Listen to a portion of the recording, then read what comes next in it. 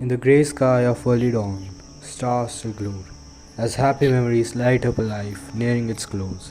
An old man walked through the town, drawing his tattered clothes tight against the cold and biting wind.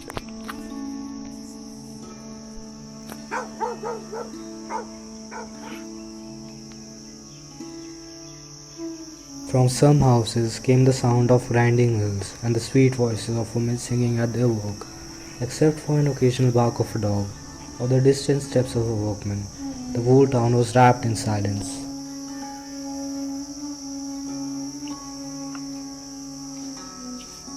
Beholding the sign of this building, the old man felt joy that a pilgrim feels when he first sees the goal of his journey.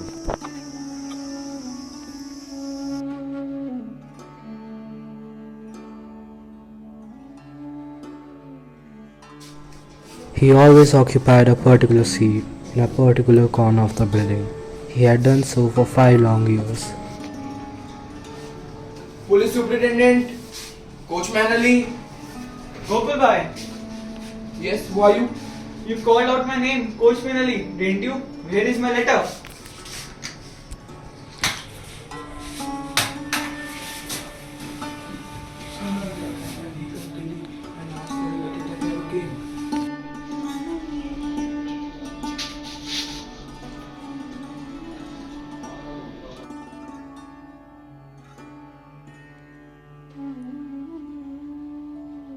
Ali had once been a clever hunter. As his skill increased, so did his love for the hunt, till it was impossible for him to pass a day without it. When Ali sighted the earth-brown partridge, almost invisible to other eyes, the poor bird was as good as in his bag. His sharp eyes saw the hare crouching. Even when the dogs failed, Ali's eyes would catch the sight of its ears. But when the evening of his life drew in, he left his old fields. His only child, Miriam, married and left him. She went off with a soldier to his regiment in the Punjab, and for 5 years Ali had no news of his daughter, for whose sake alone he dragged along a cheerless existence. For now he understood the meaning of love and separation. He could no longer enjoy the sportsman's laughter at the bewildered terror of young partridges, bereft of their parents. He reflected it deeply and came to the conclusion that the whole universe is built upon love, and that the grief for separation is inescapable. And understanding this, he sat under a tree and wept bitterly. From that day, he rose each morning at 4 o'clock to walk to the post office.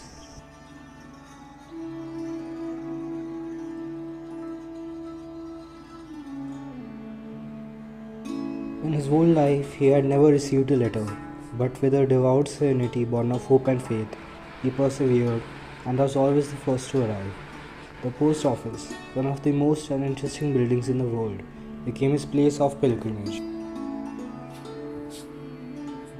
Coachman Ali.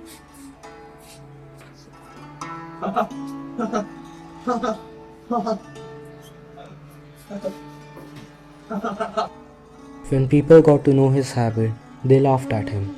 The postmen made a game of him. Even when there was no letter, they would call out his name for the fun of seeing him jump up.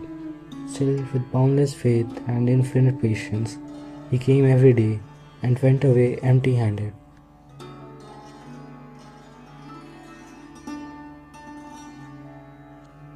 That fellow, is he mad? So Ali. Yes. So he's a mad guy. He's coming regularly to post office for 5 years. Whether he will take or not. I will understand that. You will have the time to write a letter every day. He was a bit trustful. In early time, he did many snakes and killed many animals. So now he will regret of that. Mad men are strange people. Yes, once I saw a postman in Ahmedabad. He did absolutely nothing, but he put water on a certain stone and made it go sand. It seems as though the madmen live in a world of their own making. To them, perhaps, we appear mad too. Their lives are like the poets, or so I should think.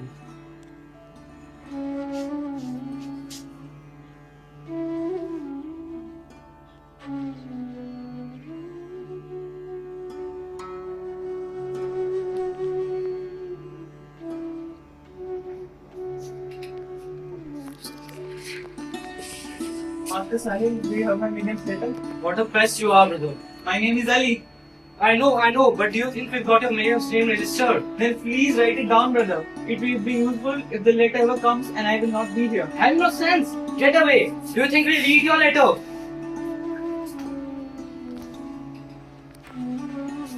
His eyes were filled with tears of helplessness, for his patience was exhausted, even though he still had faith. Yet how could he still hope to hear from Miriam?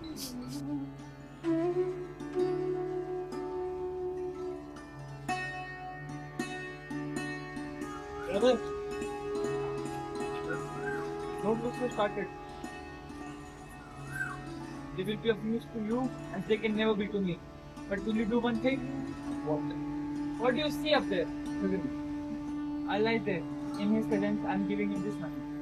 When it comes, please forward my maintenance letter to me. Where I have to send the letter? To my grave. What?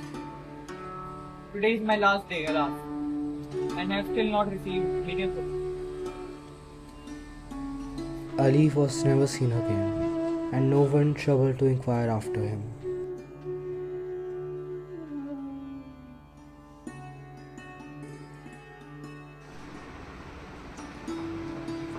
One day, trouble came to the postmaster.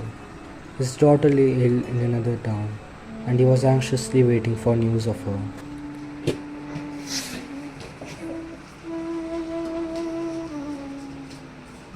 Postman willing.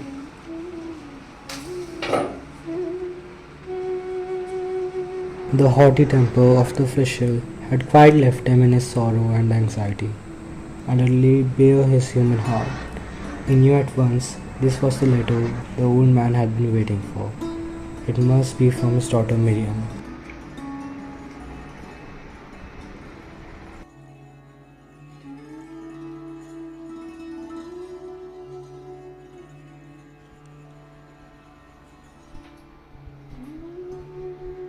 When he comes at 4 o'clock, I'll get the letters.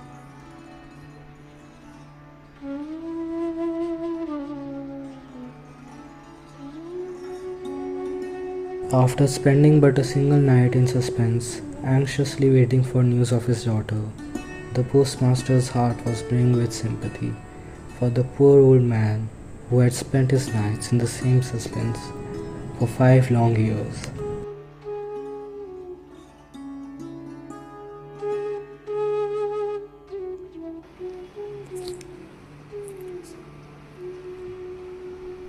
Come in, Brother Ali.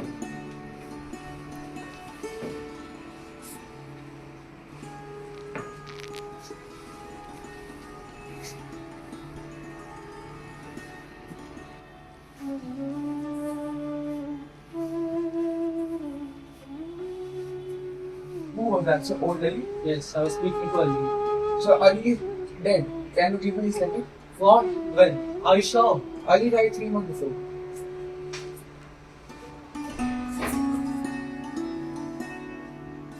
The postmaster was perplexed. Had he really seen Ali? Had his imagination deceived him?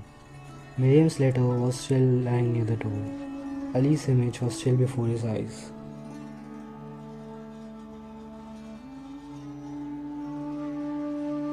That evening, Lakshmi Das and the postmaster walked with slow steps to Ali's grave. They laid the letter on it and turned back. Lakshmida, were you indeed the first person to come to the office this morning? Yes, sir. I was the first. Oh, no, I don't understand. What, sir? Never mind. The newly vacant father's heart in him was approaching him from having failed to understand Ali's anxiety. For now he himself had to spend another night of restless waiting. But the postmaster now watched the letters that passed through his hands as eagerly as though each contained a warm beating heart. He no longer thought of them in terms of envelopes and postcards. He saw at last the essential human worth of a letter.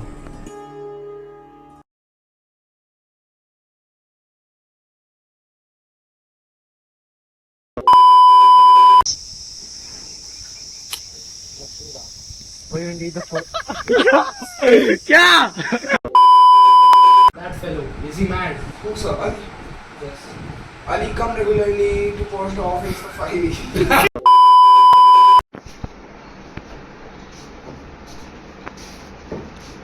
Master Sahib. Gokul bhai, Yes, who are you? you called my name, Coach Millie, didn't you? Where is my letter? बदलो ना camera दोनों मुंह देख रहे हो नहीं वो वाला हो गया, वो वाला सीन हो गया.